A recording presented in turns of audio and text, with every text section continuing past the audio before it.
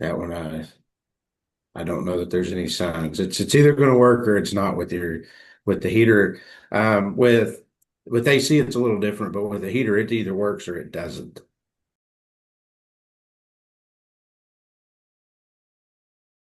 You can get some intermittent issues with a heater, but a heater doesn't operate like an air conditioner. So an air conditioner, that it's a closed system, so the refrigerant that's inside of it can start to leak out slowly, and so it is less comfortable and less comfortable because you're not moving enough moisture removing enough moisture out of the air. So you can kind of catch those things. A heater doesn't operate that way. So the heater, if the gas comes on, the fan comes on, it's going to run. It could overheat and do the short cycling.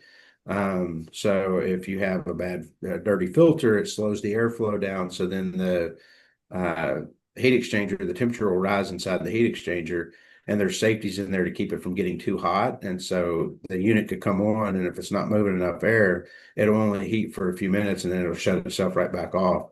So you can get those kind of problems, but at that point you have a problem. You can check your filter if you have short cycling. Your unit should really run for about 7 to 15 minutes when it comes on.